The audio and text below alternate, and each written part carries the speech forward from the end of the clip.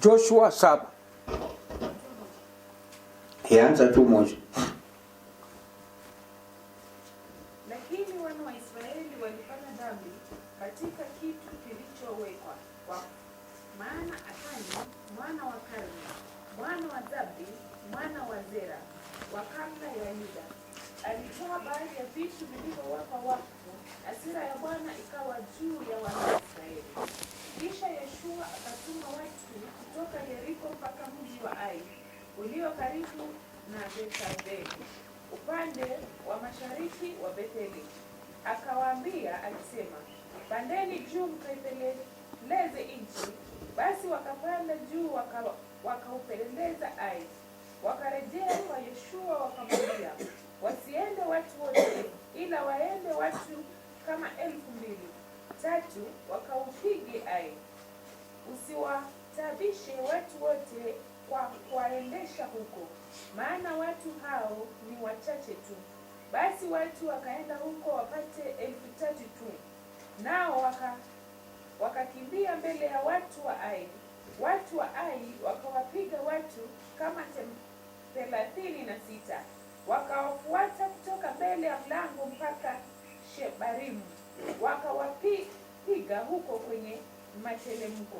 Mioyo ya watu ikayeyuka ikawa kama maji. Hapo wanasikia sana. Hivi ni vita watu wanapigana, watu wa Mungu. Haleluya. Tunapigana na madhabahu.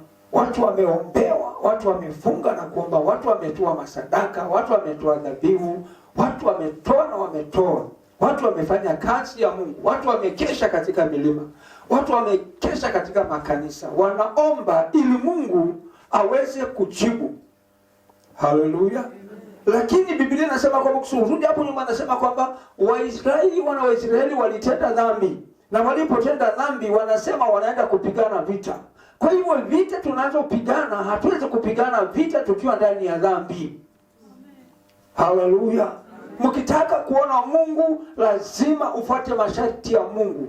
Tuwe watakatifu mbele za Mungu. Na ndiposa Mungu tutakapozungumza ama tutakapomwita, hata tukiwa kwa njaa, hata kama tukiwa kwa kilio, hapo ndio Mungu ataweza kujibu majibu ya mwanadamu.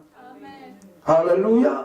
Hapa Biblia inasema kwamba wakaambiwa kwamba waende kufanya upelelezi. Na walipoenda, yule jemadari akasema msipeleke watu wengi. Haleluya. Musekeni chaba bakirwa bengi bende kabachui.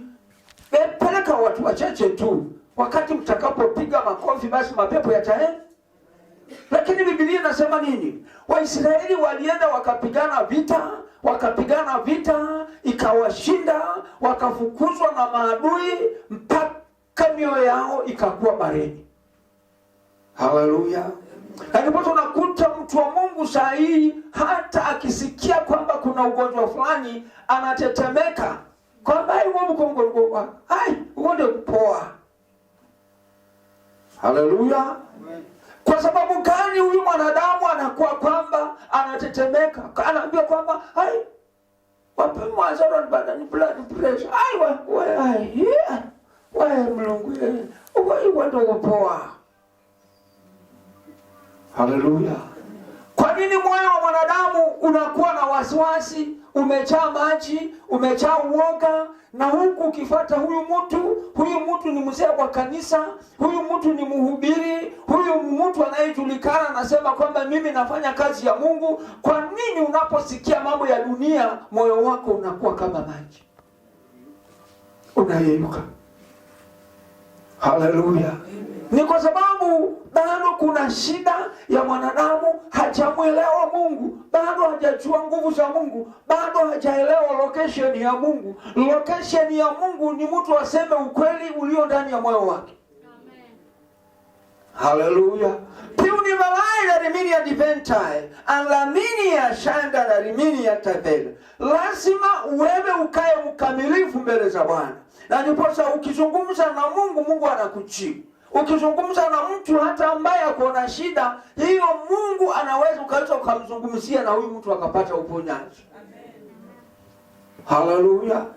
Na ndipo unakuta kanisa la Mungu, kama watu watarudi katika channel ya Mungu, watu wanalia revival. Revival haiwezi revival kama watu wamejitengeneza. Revival inashuka yenyewe. Haleluya. Mimi ninakumbuka miaka ambayo ninaielewa, watu hawakutafuta tu, wanaenda kufunga na kuomba na